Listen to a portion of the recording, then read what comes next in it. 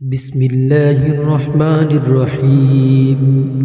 ياسين والقرآن الحكيم إنك لمن المرسلين على صراط مستقيم تنزيل العزيز الرحيم لتنذر قوما ما أنذر آباؤهم فهم غافلون لقد حق القول على أكثرهم فهم لا يؤمنون إنا جعلنا في أعناقهم أغلالا فهي إلى الأذقان فهم مقمحون وجعلنا من بين أيديهم سدا ومن خلفهم سدا فأغشيناهم فهم لا يبصرون وسواء عليهم أنذرتهم أم لم تنذرهم لا يؤمنون إنما تنذر من اتبع الذكر وخشي الرحمن بالغيب فبشره بمغفرة وأجر كريم إنا نحن نحيي الموتى ونكتب ما قدموا وآثارهم وكل شيء أحصيناه في إمام مبين واضرب لهم مثلا أصحاب القرية إذ جاءها المرسلون إذ أرسلنا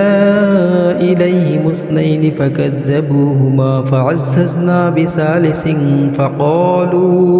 فقالوا إنا إليكم مرسلون قالوا ما أنتم إلا بشر مثلنا وما أنزل الرحمن من شيء إن أنتم إلا تكذبون قالوا ربنا يعلم إنا إليكم لمرسلون وما علينا إلا البلاغ المبين قالوا إنا تطيرنا بكم لئن لم تنتهوا لنرجمنكم وليمسنكم منا عذاب أليم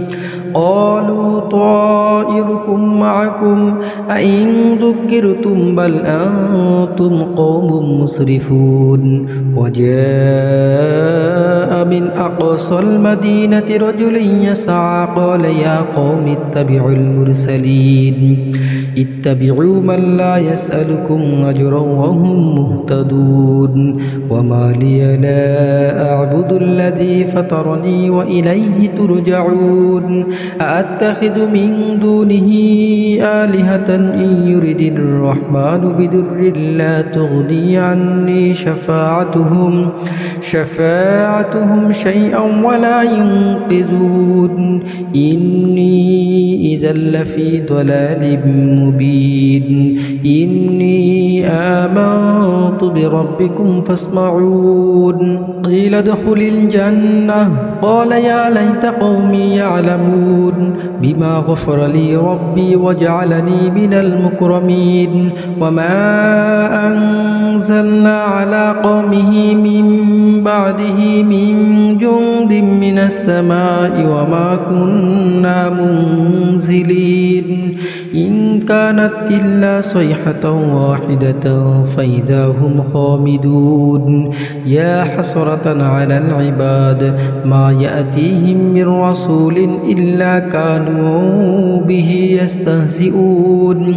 أولم يروا كم أهلكنا قبلهم من القرون أنهم إليهم لا يرجعون وإن كل لما جميع لدينا محضرون وآية لهم الأرض الميتة أحييناها وأخرجنا منها حبا فمنه يأكلون وجعلنا فيها جنات من نخيل وأعناب وفجرنا فيها من العيون ليأكلوا من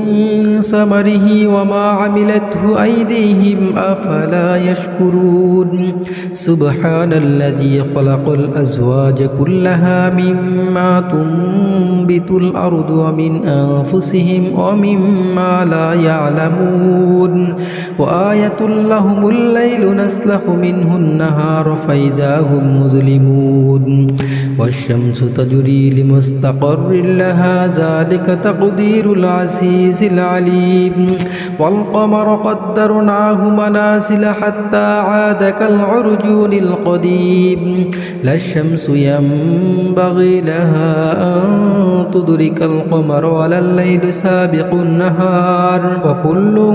في فلك يسبحون وآية لهم أنا حملنا ذريتهم في الفلك المشحون وخلقنا لهم من مثله ما يركبون وإن نشأ نغرقهم فلا صريخ لهم ولا هم ينقذون إلا رحمة منا ومتاعا إلى حين وإذا قيل لهم اتقوا ما بين أيديكم وما خلفكم لعلكم ترحمون وما تأتيهم من آية من آيات ربهم إلا كانوا عنها معرضين وإذا قيل لهم أنفقوا مما رزقكم الله قال الذين كفروا للذين آمنوا أنطعم من لو يشاء الله أطعمه إن أنتم إلا في ضلال مبين ويقولون متى هذا الوعد إن كنتم صادقين ما ينظرون إلا صيحة واحدة تأخذهم وهم يخصمون فلا يستطيعون توصية ولا إلى أهلهم يرجعون ونفخ في السور فإذا هم من الأجداث إلى ربهم ينسلون قالوا يا ويلنا من بعثنا من مرقدنا هذا ما وعد الرحمن وصدق المرسلون إن كانت إلا صيحة واحدة فإذا هم جميع لدينا محضرون فاليوم لا تظلم نفس شيئا ولا تجزون إلا ما كنتم تعملون إن أصحاب الجنة اليوم في شغل فاكهون هم وأزواجهم في ظلال على الأرائك متكئون لهم فيها فاكهة ولهم ما يدعون سلام قولا من رب رحيم وامتازوا اليوم أيها المجرمون ألم أعهد إليكم يا بني آدم ألا تعبدوا الشيطان إنه لكم عدو